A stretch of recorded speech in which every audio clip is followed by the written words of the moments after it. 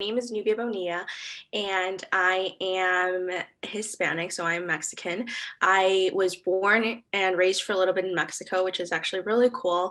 And that's kind of where a lot of my passion for the Latino industry started as well. So, growing up, I always knew I was going to work with women. I always thought I was going to be a social worker or a teacher, and I ended up being both because I'm a hairstylist. So I get to do both. I get to really talk to women and meet different sorts of women and different stories and be that voice of impact, even just for them. So, yeah, and then just bringing that through my career now that I'm a hairstylist, it also has allowed me to share a little bit of just like my heritage and just being Latina, and also being able to connect with other Hispanic stylists, because that was one of my biggest passions when I first started in this industry. I've been doing hair for about 6 years. And when I first started doing hair, I literally thought it was just going to be just this like quick thing and I was going to end up going to college after. And then I really just turned it into a whole brand and a whole business. Yeah. And now I'm at the point where I'm like, I went through everything I went through in life to get here, and this is literally my dream. And I just never thought I'd be a stylist, but I get to do it all, and I get to create art while I do it. So that's a little bit of my story. That's amazing. Let's go back a little bit. What has your journey been like to get where you are? What did you have to endure to get where you are? Because I feel like you talk about your journey and how everyone has a journey, and I kind of want to hear yours. What has been so impactful to you to be such a well versed, knowledgeable person? And more so, I know you talk about being Latina and how important that is to you and to help other Latinas in your field. um, Talk to me about that. Yeah, so I think the biggest my journey really begins with my parents. And I have the like my dad is my best friend. Mhm. He is like, since I was a little girl, he said you can do anything. And so growing up was it kind of interesting because I grew up in this like heritage, or in this like culture where I knew like men kind of dominated, Mhm. but I never once doubted that women weren't better. Like I just knew we were way more powerful. We can have babies, and like my mom was just such a like, even though she was a stay-at-home mom, I'm like, whoa, she does way more than my dad. Like she's a superwoman, you know? Yeah. And just growing up and seeing kind of that role in my parents, I was like, oh no, I have to kind of prove it to my parents that like anything is possible. Like my dad doesn't have to be the breadwinner. Like, like I just kind of wanted to kind of show them as well in our culture what and break those barriers. So that was my first motivation. I knew whatever I did, I was going to be successful. And I just wanted to show my dad, especially coming into a new country, that anything is possible even for him. And as we started, as I started to get older, I saw those barriers coming down with him. He wasn't so much more into like, men can do more, men are the ones that have to work and all of that. He started to break those barriers even within himself.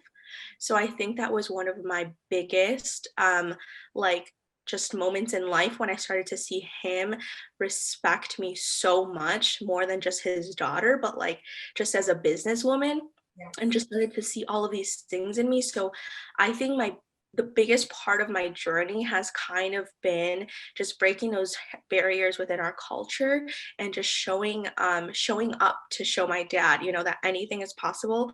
And I think it's been a motivation, but it's also been so heartwarming because him being my best friend, it's like we have this whole new connection now. When I first started trying to open the salon and doing all of these big things, he's like, yes, you can do all of these big things, but like chill, hang on, like don't rush, don't run. And I'm like, no, dad, I gotta run.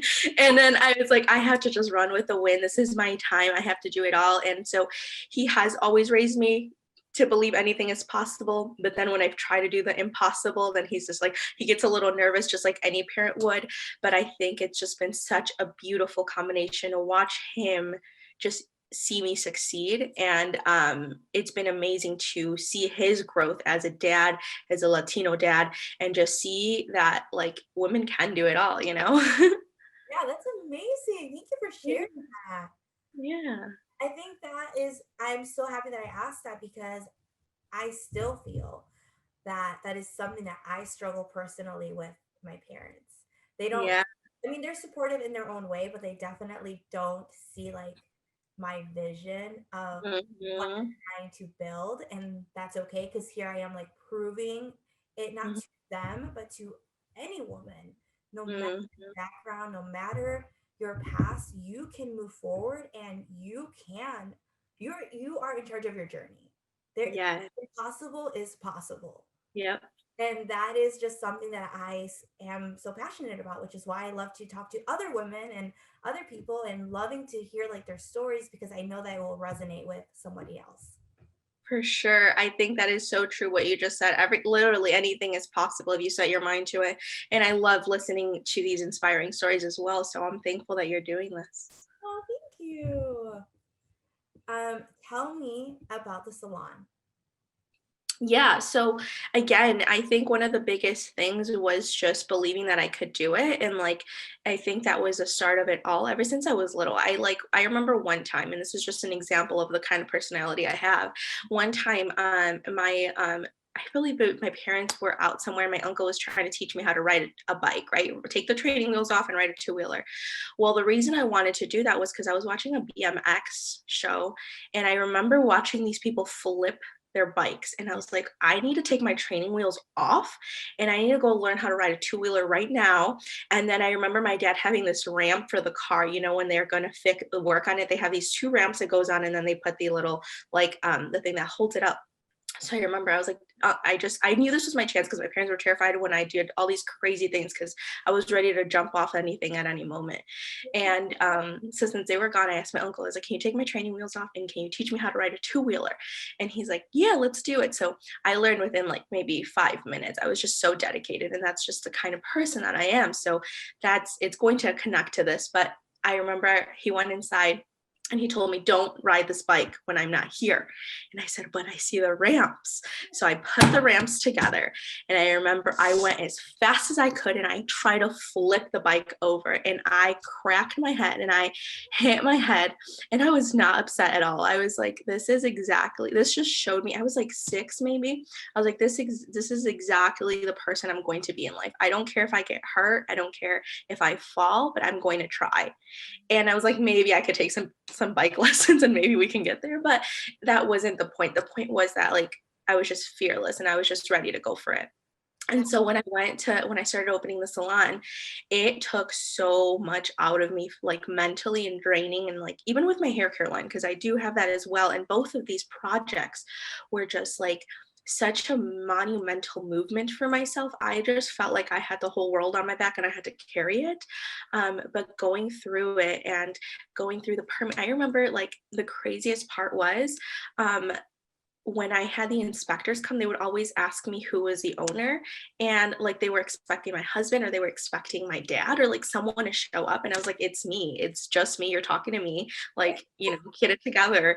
And I think that was probably the most shocking part. You can tell that they've never dealt with someone so young, maybe so ambitious, maybe a Latina, and maybe, a woman. Yeah. So all of these things together were just such I felt like there were small barriers to get through, but they just made me such a bigger person. And so opening the salon in general was just such an eye-opening experience. And it reminded me of when I was 6 years old, trying to do that ramp. I was like, I don't care if I fail, I don't care if I fall. And thankfully I didn't. But I know there's going to be obstacles over and over again, but I'm willing to get on the two wheels and go for it. Yeah, that's amazing. Oh, a hairline. I think a hairline product. What is it? Tell me about Yeah.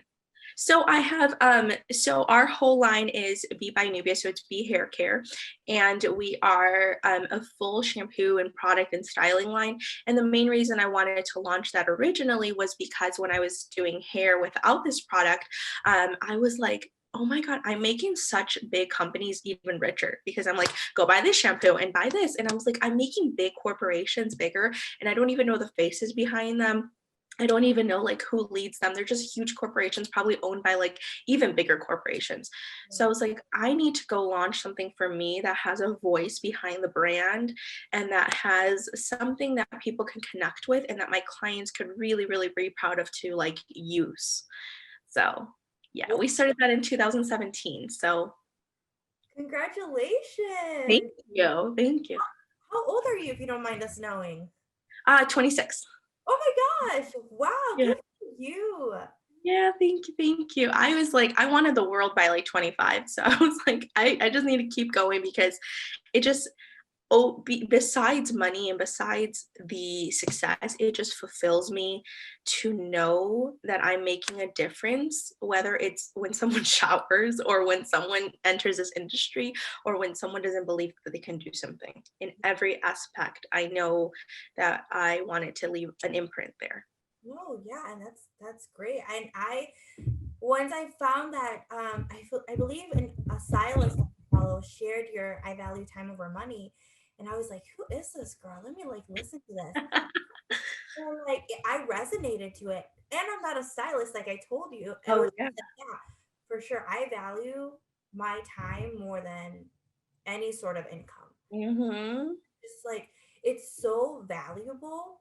And I don't know about you, but I live for productivity and I live Hmm. to just grow and just be a better person. And that I'm just not going to sit there and let an hour go by when I know I could be doing something meaningful and living a life with like purpose and intention. And yeah, so God, you're so I, cute. I I just really enjoy listening to you. I'm like, I just want to listen to you talk now.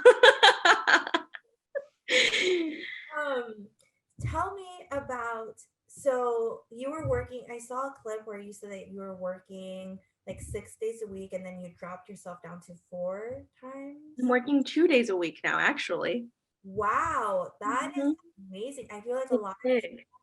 in the industry feel that they have to work X amount of days.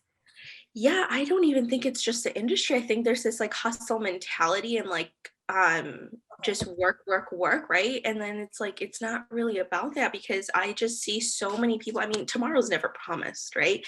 And so I see all of these people like you can, collect all this money or like different money mindsets that people are, clinged on to money. And like it's just so sad that you see them work their whole life and never really do something that they enjoy or like take a second to like just be home, be present, be home, give thanks, and those things were, especially during quarantine, I realized that they were something I just needed so much more of.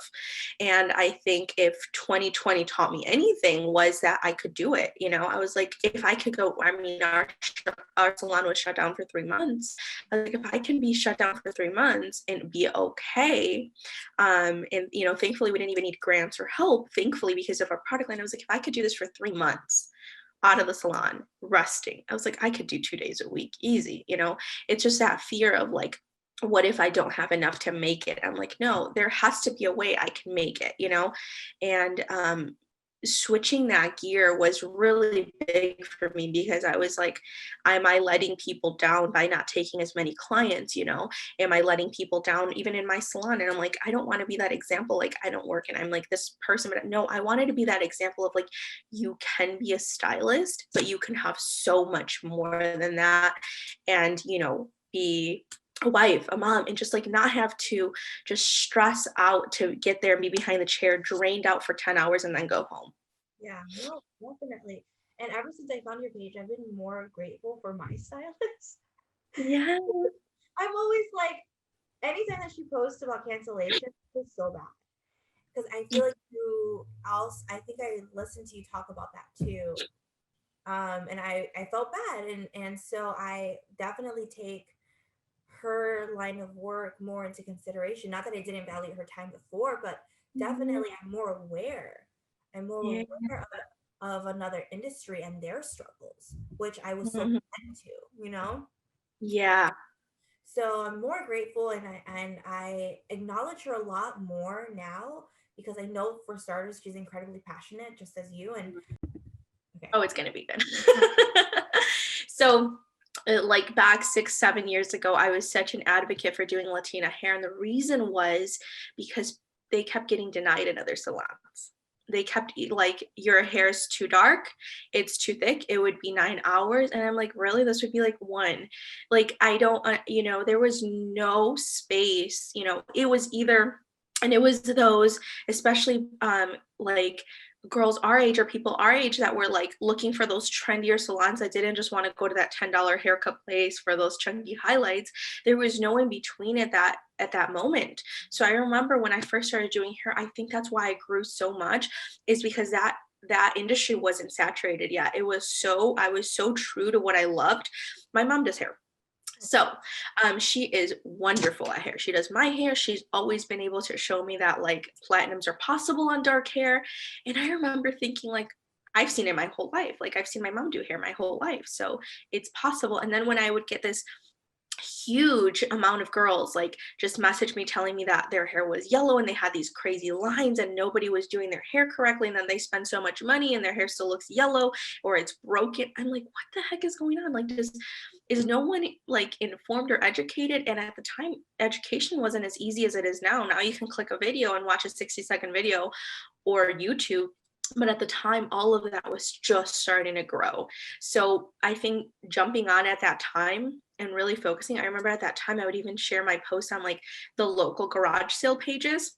Mhm. And at the time, nobody was doing that. So doing that brought me this amazing clientele where I got to show my craft on, and I think really started opening doors and opening conversations for other artists. And then they started looking for more education, and then I think little by little it's like a domino effect. Once you show someone, they can show someone. And I think our industry overall has just become more diverse, and I'm not saying just for Latinas in general. I'm sure Asian hair or like everybody that was mixed and had darker hair to work on was having this difficult time finding someone that could do it.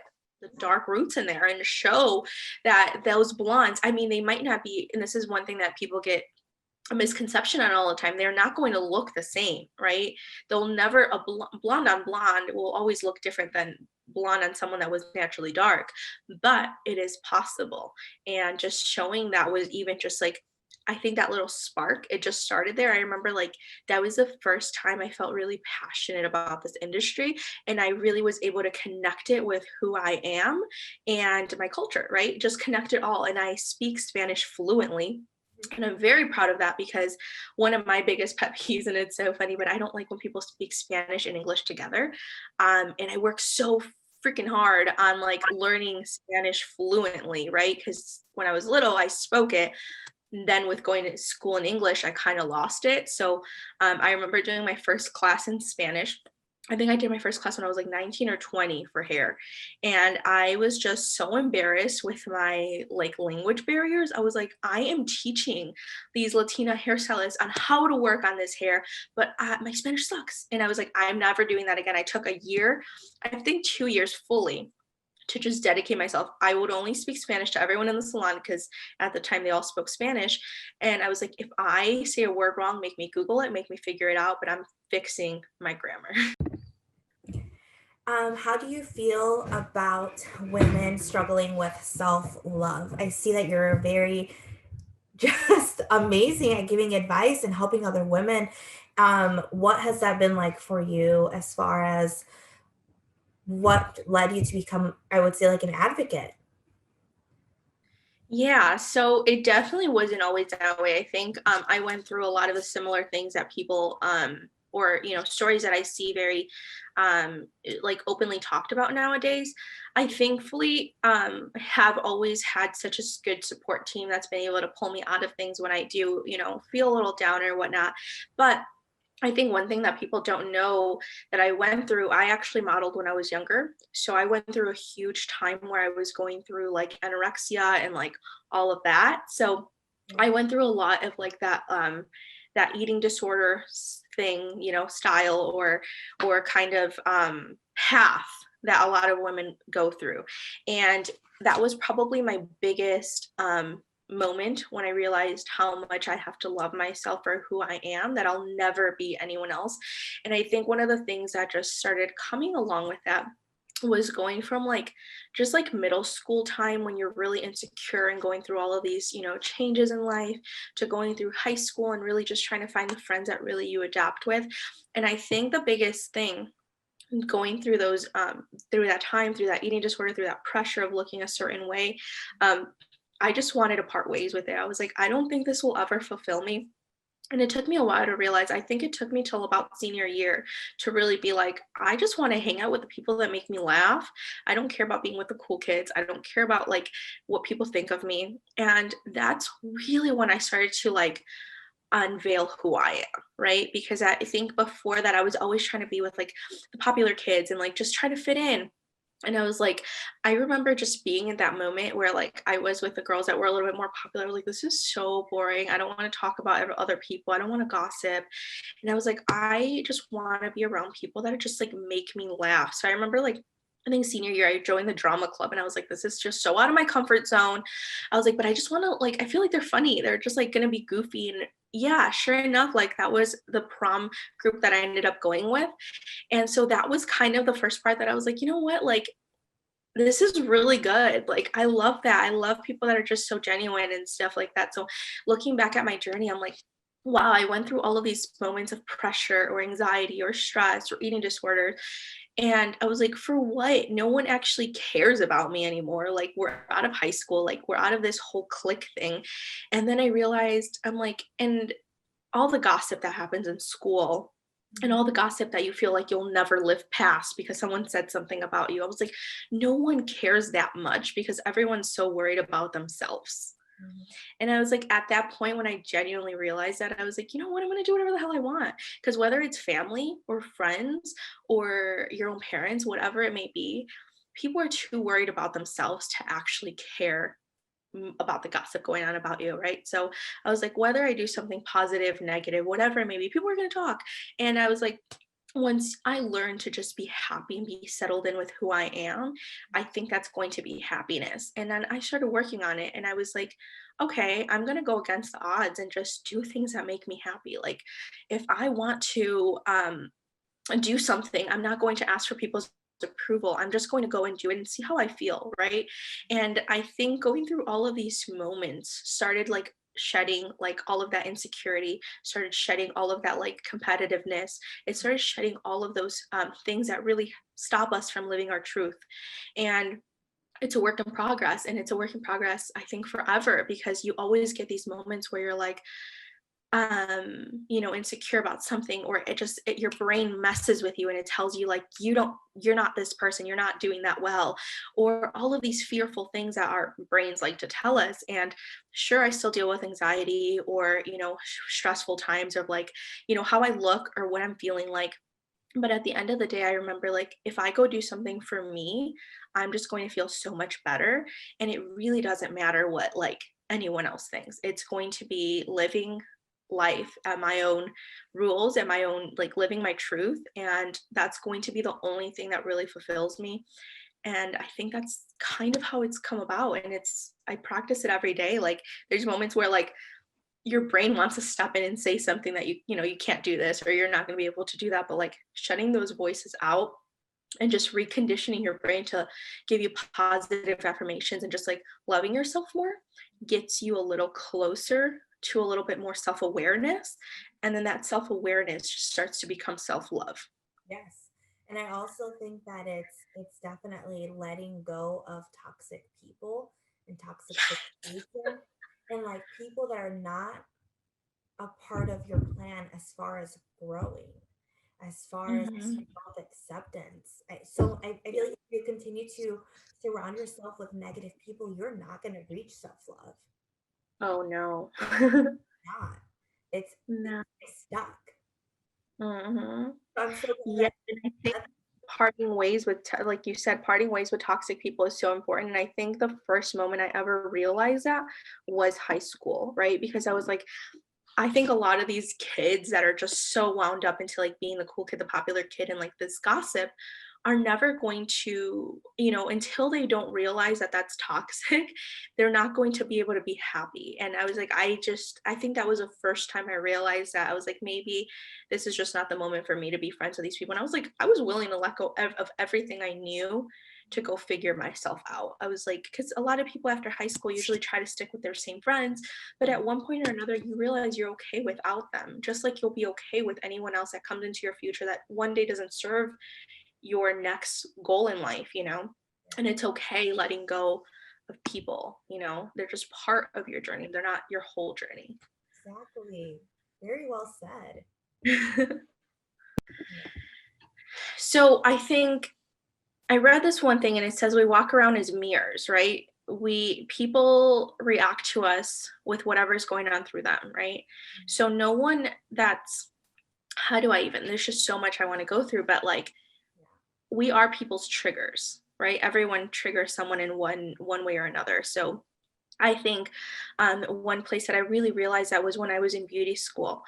And I remember coming into this school, and my mom had a salon at the moment, was doing very well. And I told my teachers, I was like, I don't want people to know I have a salon because I don't want anyone to feel like I have, like I'm above them or like anything like that. So I said, please don't tell them.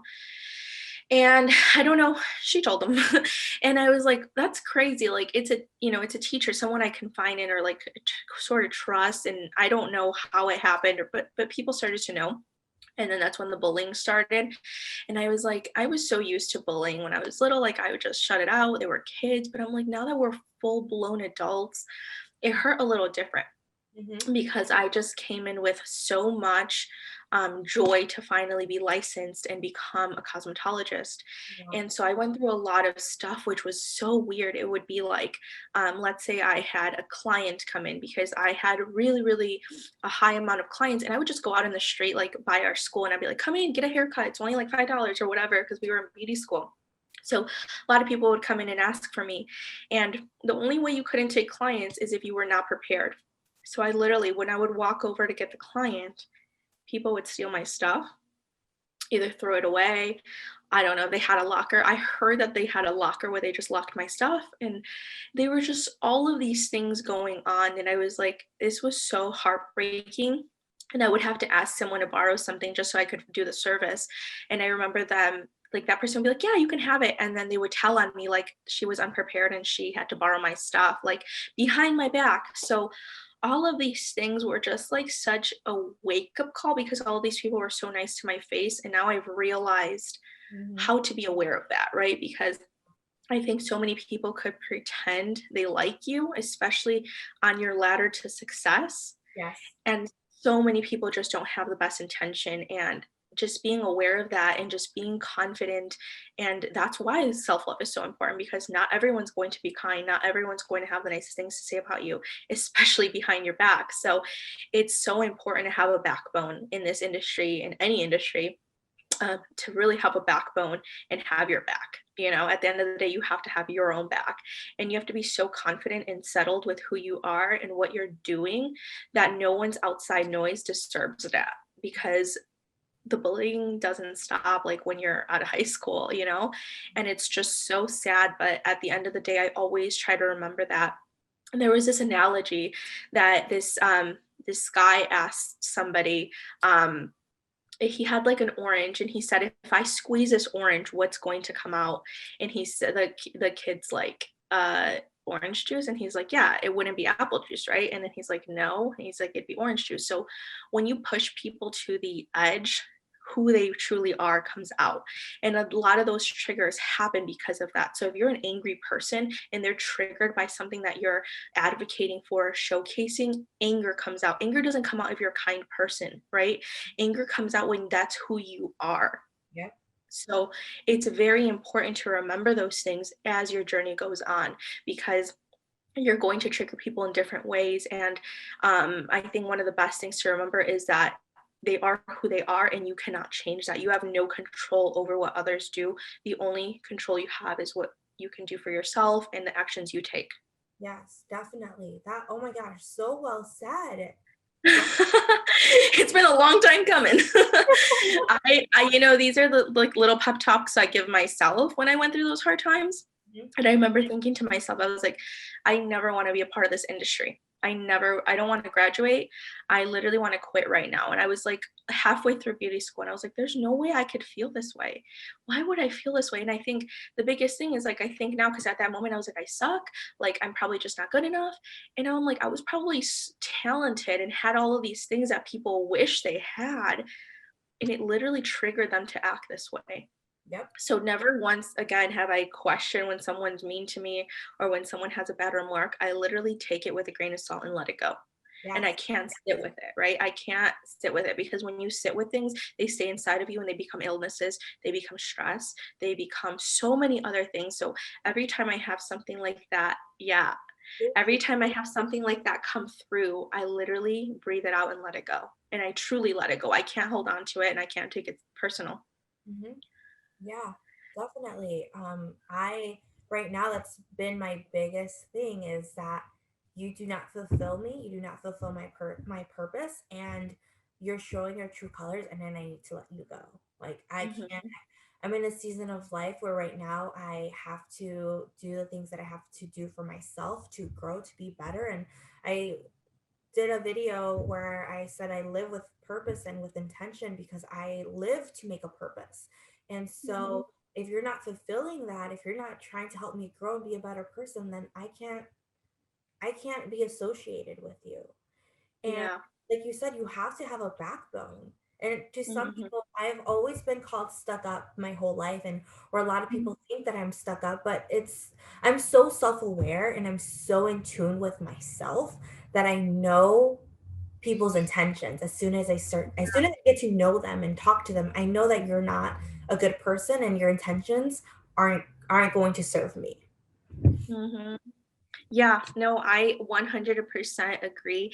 And that's why I've become okay. I think the biggest thing is I truly, you just can't let it come in within you. You know what I mean? Even if it's family, even if it's someone you've known for years, your growth is going to require you to make those sacrifices and those choices, and it's okay to.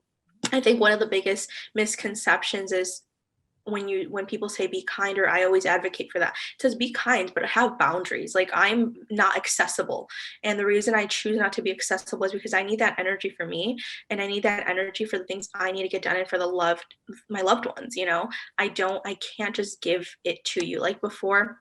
And this is really really important for you as well, is you're going to get all of these DMs of people needing something from you, Hmm. right? And you just have to be okay with not responding, because I think at the beginning I just felt so compelled that I needed to be this person for people and answer their question and just like be there for them. But I was like, I don't owe them anything. Right. And I was like, these are probably people that genuinely don't even like me. They're just using me for my knowledge. So it's very important to even just draw that boundary simply with strangers, and then with loved ones. It's harder with loved ones, of course, but Hmm. once you start drawing those boundaries, you start to live to your higher purpose. And it is so beautiful and it is so worth everything you've gone through. Yeah, yes, definitely. That's exactly how I feel. Is I had to do the things that I had to do to get to where I am today, and will only continue to do so. Yes. And I'm glad that you brought that up because it's very important for people to understand that boundaries are okay. Like your family, you may love any person, and wish them well, but you need to set boundaries and you need to sometimes love them from afar because if they're negative energy, you're going to remain stuck. You will not Mm-hmm. move forward. And I hate Mm-hmm. that because family can sometimes take such a huge toll, Mm-hmm. and people will just remain like, well, they're family, but just because they're family doesn't mean that what they're doing is okay. No, 100%, 110%. And I always talk about that, especially with our culture. Yeah. I think the biggest thing with the roles with our parents, we feel so like obligated to serve them and be there for them. And I think that is completely okay, but you have the right to live your life. You have the right to be free. You have the right to chase your dreams, and you have the right to do that on your own terms. Mhm. Thank you Awesome. so much for talking to me today. It was amazing to have you. To finish off, what is some advice that you would give to our viewers today? For today. Okay. Well, first of all, I just want to say thank you for having me. You're so awesome. And just even just the connection me and you have made is just, I'll be grateful for it forever. Um, uh, my advice for today is do something that your future self will thank you for. Whether it's drinking enough water, whether it's getting a 20-minute workout, even a 5-minute walk. Do something that you're going to feel really good about to tomorrow. So, even if you're, inspired by this story and want to start somewhere, write something down, put it down on paper, and take that first step today. Awesome. Thank you so much. Thank you for having me. You're amazing.